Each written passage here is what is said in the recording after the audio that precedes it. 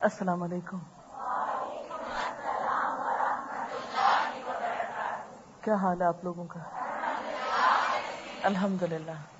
اس دفعہ میں نے ایک لیکچر دیا ٹیکسلا یوا، دو جگہوں میں سے کوئی ایک جگہ ہے. وہاں پر ایک ایئر ویپن فیکٹری ہے.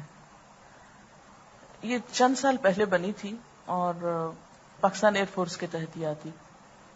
تو آج سے کوئی 9 سال پہلے انہوں نے اپنا ان کی لیڈیز کا کلب تھا، وہاں انہوں نے مجھے بلایا تھا. تو وہ پھر ایک آدھ دفعہ بعد میں بھی جانے کا اتفاق ہوا. پچھلی دفعہ جب میں گئی تو مجھے پرسنلی ملنے کے لیے آئی کہ اس دفعہ آپ تھوڑا سا ٹائم ہمیں نیکسٹ وزٹ میں دیں. تو میں نے ان کو رمضان کے اوپر تھوڑا سا دیا لیکچر. جب میں وہاں بیٹھ کے لیکچر دے رہی تھی، ماحول سے بہت فرق پڑتا نا. اتنی خوبصورت جگہ ہے کہ دیکھنے سے تعلق رکھتی ہے، اور بہت ہی اچھا آڈیٹوریم، اور بہت اچھی طرح سب لوگ آرام سے بیٹھ کے شوق سے سن رہے تھے. جب میں تقویٰ کے اوپر بات کر رہی تھی تو کرتے کرتے کوشچنز ریز کر کے جواب دیتے، سوال اور جواب کہ تقویٰ کیا چیز ہے نا. کیونکہ میں خود یعنی اپنے آپ کو رکھ لیتی ہوں کہ جیسے مجھے تقویٰ اپنے اندر پیدا کرنا ہے، تو کرنا کیا ہے، پھر ہوگا الٹیمیٹلی ہوگا کیا.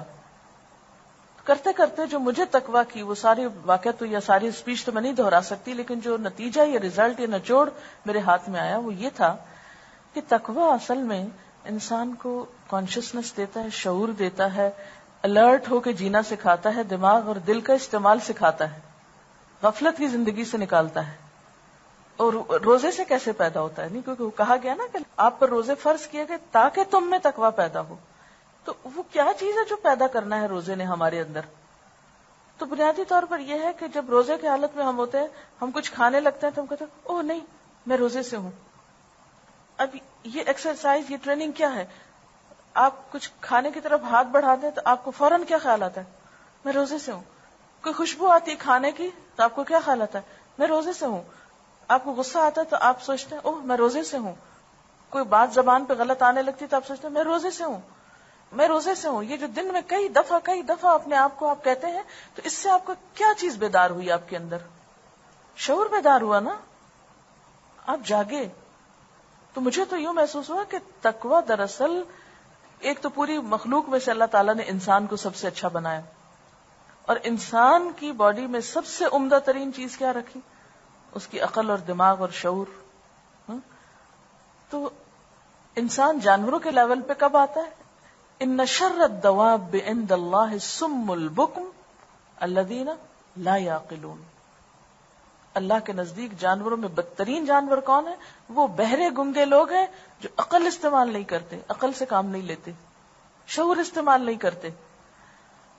ہم اکثر کہتے ہیں نا باشعور لوگ، لیکن ہم اس لفظ پہ غور نہیں کرتے. واٹ از باشعور لوگ؟ باشعور لوگ وہی تو ہیں کہ جو سوچ سمجھ کے بولیں، سوچ سمجھ کے کھائیں، طیب اور حلال کھائیں، صحیح بات کریں، طیب اور حلال کھائیں، چلتے وقت سوچ سمجھ کے چلیں، اندھا دھند نہیں چلیں. کیونکہ اس دفعہ ہوا یہ کہ جب میں گئی جس دن صبح میں، تو ٹرپ تھا اس بیچ کا جو جا رہا ہے. جاتے ہوئے ہم ایک رخصت کرنے کے لیے ایک ٹرپ ٹریٹ دیتے ہوتے ہیں کچھ باہر کے سائڈ پر، کنٹری سائڈ پہ تھوڑا اسلام آباد سے. تو وہاں پر جانے کا اتفاق ہوا. تو عموماً میں یہ کرتی ہوں کہ وہاں پر ایک ٹریک سا بنا ہوا تھا، اسٹوڈنٹس کے ساتھ چلتی ہوتی ہوں. تو میں نے اسٹوڈنٹس کو ساتھ لیے، تھوڑا میں چلنا شروع ہوئی تو وہ سلوپ تھی. اسلام آباد میں اوپر نیچے بہت ہے، تو سلوپ تھی، نیچے کو جا رہے تھے تو وہ پیچھے سے یوں لگا جیسے دھکے پڑ رہے ہو نا، کیونکہ بہت سارا ہجوم جب چل رہا ہو تو نیچے اترتے وقت ایک دوسرے کو تھوڑا سا پش کر دیتے ہیں نا. تو اس وقت میں سوچ رہی تھی کہ ان اسٹوڈنٹس سے میں ابھی ٹھہر کے بات کروں گی کہ چلتے وقت اپنے آپ کو سنبھالنا، خاص سلوپ ہی کیوں نہ ہو، یہی تو تقویٰ ہے. حضرت عمر رضی اللہ تعالیٰ عنہ کو حضرت ابی بن کعب نے تقویٰ کی تعریف کیا بتائی تھی؟ کانٹوں سے بچ کے چلنا.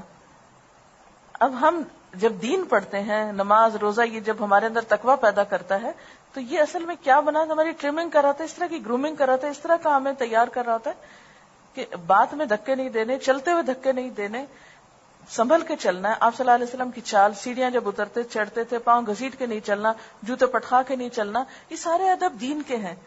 تو یہ انسان کو کس طرح کا انسان بنا رہا ہے یہ تقویٰ؟ ایک باشعور، سینسبل. ذالک الکتاب لا ریب فیہ ھدی للمتقین. یاد ہوگا آپ کو اس وقت جو تقویٰ کے اوپر بات ہوئی تھی کہ متقی انسان وسیع القلب ہوتا ہے، باشعور ہوتا ہے، شیئر کرنا جانتا ہے، کئی صفات اس میں آئی تھی. تو رمضان بھی جو آ رہا ہے یہ بھی دراصل انسان کے اندر کیا پیدا کرنا چاہتا ہے؟ شعور پیدا کرنا چاہتا ہے. ہمیں باشعور، سمجھدار، با اخلاق، اچھا انسان بنانا چاہتا ہے کہ جو چلتے ہوئے بھی سنبھل کے چلے، بات کرتے ہوئے سنبھل کے بات کرے، کھاتے ہوئے سنبھل کے کھائے، کچھ دیتے ہوئے، لیتے ہوئے، رکھتے ہوئے، اٹھاتے ہوئے، چھوٹی چھوٹی چیزوں میں. اب اگر ایک شخص کو دروازہ نہیں کھولنا تو دروازہ کھول کے دڑ پٹخ مارتا ہے تو باشعور انسان نہیں ہے وہ.